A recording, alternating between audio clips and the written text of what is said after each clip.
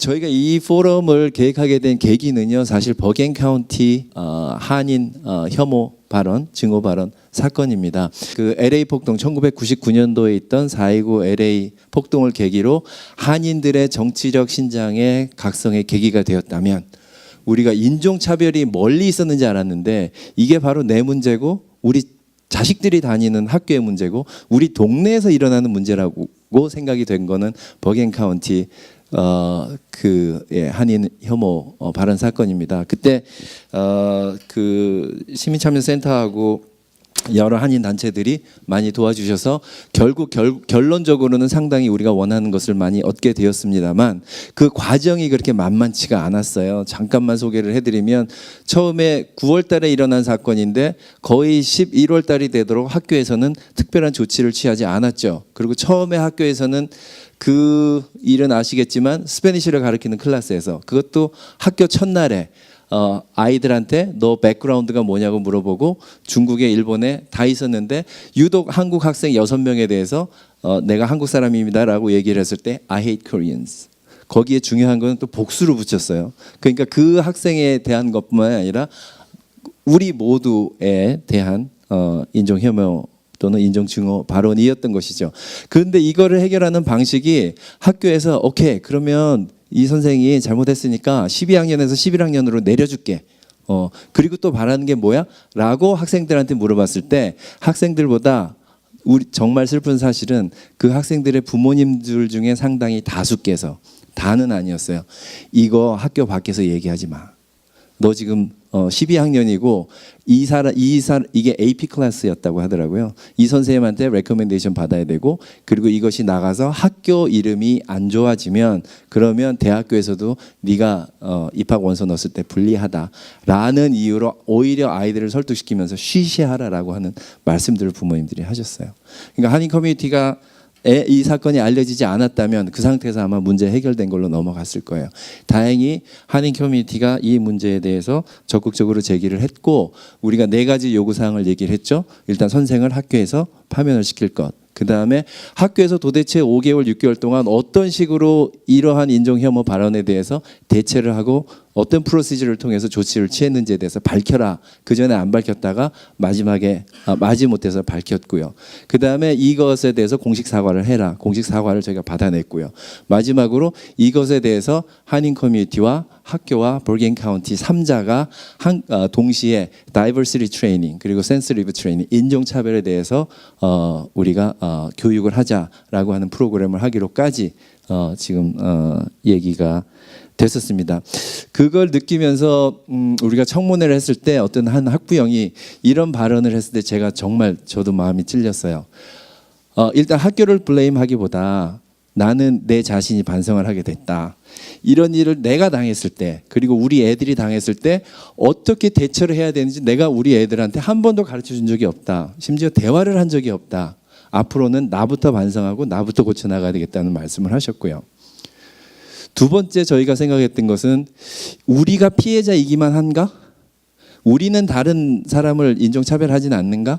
소위 탈북인들, 세터민들에 대해서, 또 조선족 동포들에 대해서, 또는 흑인 형제에 대해서, 또는 우리 가게에서 같이 늘 보시게 되는 남미 분들에 대해서 과연 우리는 떳떳한가? 그렇지 못한 거 우리 너무나 잘 알잖아요. 그래서 이런 레이시즘의 문제에 대해서 우리가 피해를 받아도 안 되겠지만 또한 우리가 다른 사람을 피해주는 일이 있어서도 안 되겠다. 그래서 그 버겐 카운티 사건이 정말 저희에게는 안 좋은 사건이었긴 하지만 그거를 통해서 우리가 각성하게 되는 또 좋은 계기가 되는 그런 점이었다는 것부터 말씀을 드리고요. 결론부터 말씀을 드리면, 윗물이 맑아야 아랫물도 맑다. 위에 있는 분들이 인종차별적인 발언을 자꾸 해대고 인종차별적 정책을 자꾸 통과시키면 그 우리 주위에 사는 그런 인종차별주의적인 사람들이 결국은 우리에게 인종혐오적인 발언을 하고 인종혐오적인 폭력을 행사하고 인종혐오적인 범죄를 저지르게 된다. 이겁니다. 그것을 좀 더 통계적으로 우리가 잠깐 들여다볼 수 있었으면 좋겠습니다. 첫 번째, 이 연도가 중요합니다. 2016년도의 데이터예요. 왜 2016년이 중요할까요? 2016년에 무슨 일이 있었나요? 네, 대통령 선거. 그 선거 기간이 한 1년 정도 있었죠. 2017년 11월 달에 대통령 선거가 있었고 바로 그 시기입니다. 대통령 선거 있던 시기에 어느 한 후보가 유난히 반이민, 반무슬림, 반여성 또 그 성정체성에 대해서 무수한 발언을 많이 했잖아요. 차마 입에 담을 수도 없는 발언들을 많이 했잖아요. 이민자들에 대해서는 강간범이라 그러고 범죄자라 그러고 그죠? 또 무슨 기생충 뭐 이런 얘기도 하고 그 이후에는 왜 아프리카 같은 그 SHIT, HOL이 이런 나라에서 우리로 오느냐? 노르웨이 같은 백인 나라에서만 이민이 오면 좋지 않냐 이런 얘기를 대놓고 했었던 바로 그 시기죠. 그래서 2016년 그 선거 기간 동안에 미국에서 인종혐오 범죄가 가장 많았던 그 5군데 시리를 꼽으라면 첫 번째 뉴욕이고요. 그다음에 로스앤젤레스고요. 그다음에 피닉스 애리조나였고 그다음에 시카고 일리노이스였고 그다음에 순서가 약간 바뀌었습니다만 산호세 캘리포니아가 있었어요. 그래서 여기 보면 2015에서 16 사이 이렇게 삐쭉 올라가잖아요. 갑자기 올라가잖아요. 예. 그 원인이 뭘까? 우리가 다 여러분들이 생각하는 바로 그 원인입니다. 누군가 이런 분위기를 조장했다라고 하는 결론이 나오게 되는 거죠.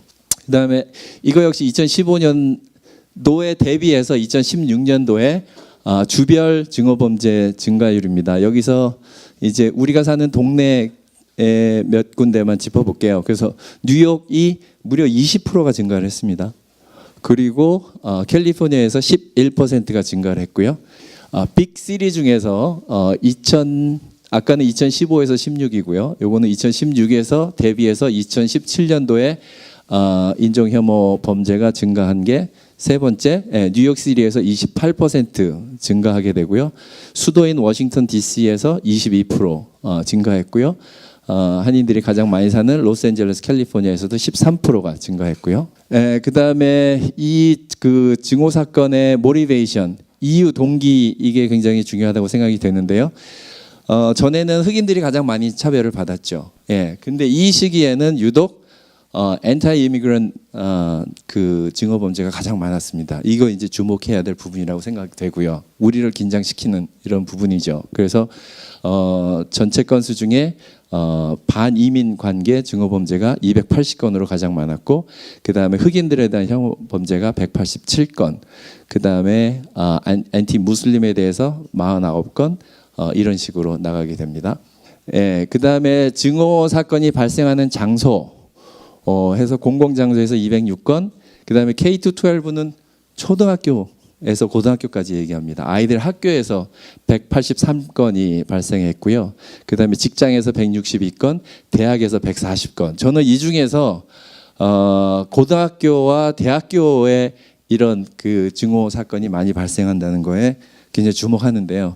애들이 다니는 대학교에서 아이들이 와서 얘기를 해요. 옛날에는 제일 보수적인 애들이 Young Republican 파리 뭐 오게니제이션 이거 많았는데 요즘에는 스킨헤드나 이런 백인 우월주의 단체 애들이 들어와서 아주 대놓고 그런 단체를 만들고 활동을 한다라고 하는 얘기를 해서 섬찟했습니다. 그래서 아까 볼겐 카운티 사건처럼 그 인종혐오 범죄는 이제 어느 지역도 안전한 지역이 없고 누구도 안전한 사람이 없다는 거죠. 언제 어디서 누가 어떻게 당할지 모르는 사건이 바로 차별, 인종혐오 범죄이기 때문에 우리가 이런 세미나가 필요하다고 생각되고요. 그 다음에 백인 우월주의 단체 현황을 보면 여기에 포함이 되는 단체들이 뭐 잘 아시는 KKK도요.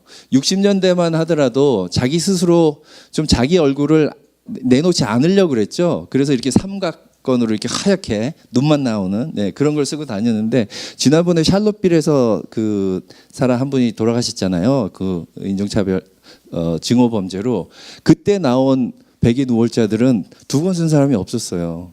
아예 다 얼굴들을 내놓고 그래서 물론 이제 사진을 찍어서 이제 경찰에 넘겨서 그 사람들이 실제로 체포가 되고 처벌을 받긴 했지만 그만큼 뭐라고 얘기할까요? 옛날에 비해서는 뻔뻔해졌다 그래나? 이제는 대놓고 인종차별을 하게 되는 그런 분위기까지 왔다라고 하는 이런 부분이고요.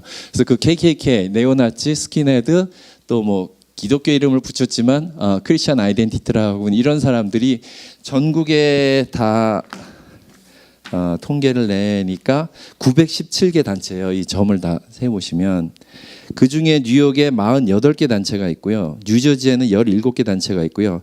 커네티컷에는 6개 단체가 있어요. 참고로 제가 오늘 말씀드린 그 통계 자료는 1차 자료는 FBI에서 매년 발표하는 자료이고요. 그 다음에 그것을 정리한 데가 두 군데가 있는데 그 남부 빈곤 법률 센터라고 있습니다. Southern Poverty Law Center라고 가장 오래되고 가장 인종 혐오 범죄, 인종차별에 대해서는 명망이 있는 그런 단체고요. 그 다음에 또 하나의 단체는 그 샌버나디노에 있는 남가주대 내에 증오와 극단주의 연구센터라고 하는 곳이 있어요. 그래서 USC at San Bernardino Center for the Study of Hate and Extremism 이라고 하는 데서 이 두 군데서 나온 자료와 그래프를 제가 인용을 한 거라고 말씀드리고요. 이 백인 우월 단체들의 이념과 목적은 뭐냐?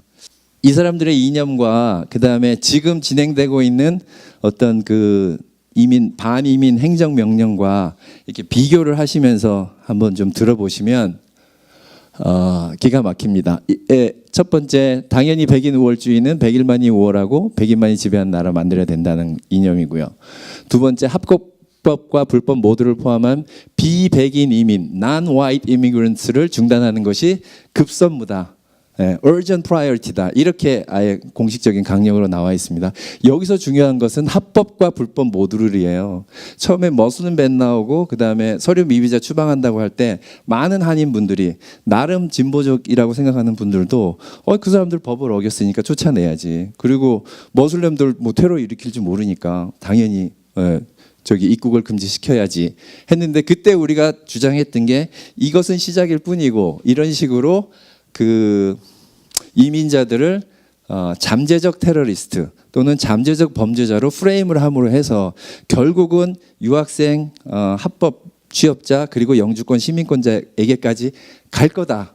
그렇지 않았으면 우리도 좋겠는데 지금 방향은 그렇게 가고 있다라고 말씀을 드렸고 바로 그 똑같은 얘기를 지금 백인 우월자들이 하고 있다는 것이죠. 합법도 백인이 아니고 비백인 이민인 경우에는 미국에서 중단을 시켜야 된다. 그 다음에 다문화주의와 다인종주의를 폐지하고 순수한 유럽계 백인들의 사회를 만들어야 된다. 다문화주의, 다인종주의는 이제 학교에서 바이링구얼 가르치는 거, 또 투표장에서 한국말로 쓰게 하는 거, 또 한국과 영어 간판을 그 이중언어로 쓰게 하는 것 등등 이러한 그 다문화주의와 다인종주의를 폐지해야 된다라고 하는 거고요. 지금 우리가 여기 있는 이유는 1965년도에 통과된 이민법 때문이에요. 그 이전에는 교묘하게 차별을 했죠.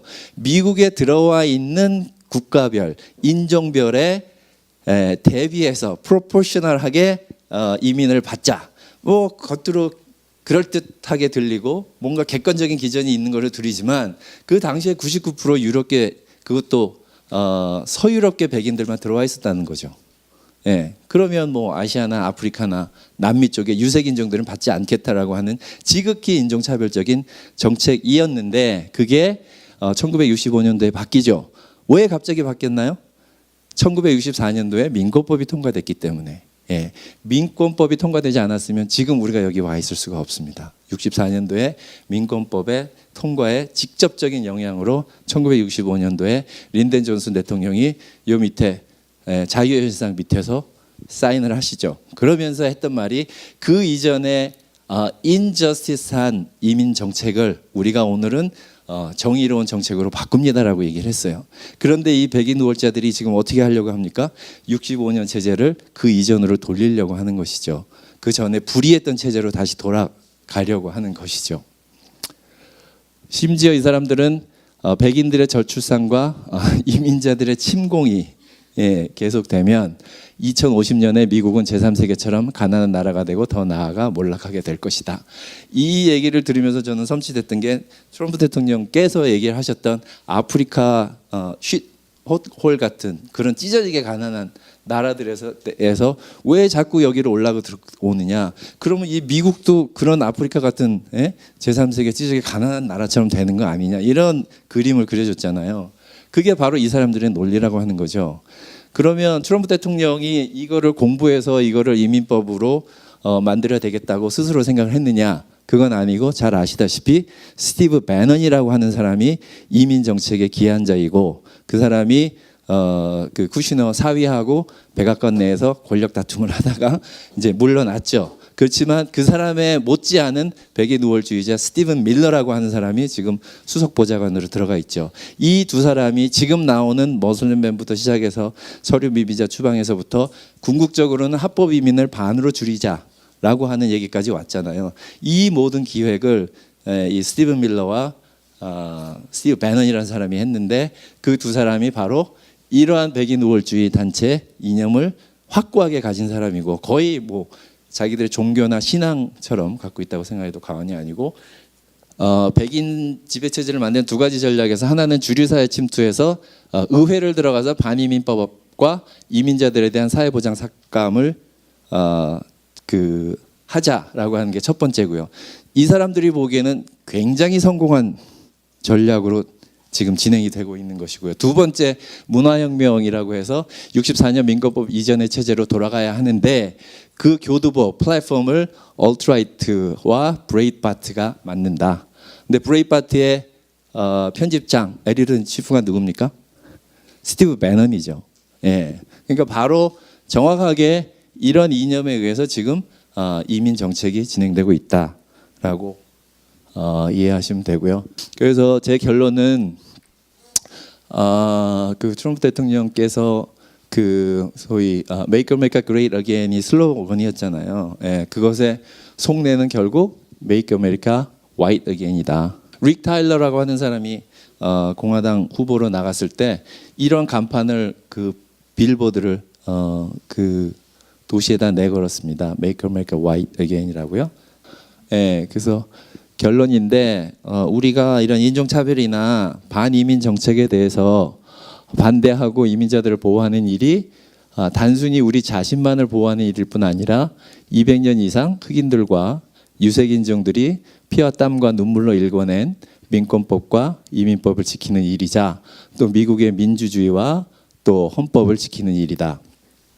잘 아시겠지만 알라바마주 셀마 작은 교회에서 민권운동을 통해서 킹 목사가 나오고 시카고 풀뿌리 운동에서 오바마 대통령이 나왔듯이 한인 이민자 사회도 이민자를 보호하는 운동을 통해서 새로운 리더십을 개발하고 키워나가면 좋겠다. 4.29 LA 폭동이 우리에게 정치력과 권익신장의 경종이 되었고 버겐 아카데미 인종혐오 발언 사건과 펠팍시장 모친의 인종혐오 발언 사건이 우리에게 인종차별에 눈을 뜨게 해줬던 것처럼 지금은 이민자들 모르게 어려운 시기이지만 긍정의 눈으로 보면 이 위기는 또한 기회가 될 수도 있다고 믿는다. 그 마지막 그 결론에 대신해서 그 유명한 그 킹 목사님의 I have a dream 있잖아요. 그거를 제가 몇 군데 각출해서 중요한 부분만 번역한 게 있는데 그거 읽어드리고 제 발제를 마치겠습니다. 나는 꿈이 있습니다. 그 꿈은 아메리칸 드림에 깊이 뿌리를 둔 꿈입니다. 나는 꿈이 있습니다. 언젠가는 이 나라가 일어나 모든 사람은 평등하게 태어났다는 자명한 진실을 받아들이고 이 신조대로 살아가는 날이 있을 것이라는 꿈이 있습니다. 나는 꿈이 있습니다. 언젠가는 나의 자녀들이 피부색이 아니라 인격에 따라서 평가되는 그런 나라에 살게 될 것이라는 꿈이 있습니다. 미국이 위대한 나라가 되려면 이것은 현실이 되어야 합니다. 우리는 마침내 자유를 얻게 될 것입니다. 감사합니다.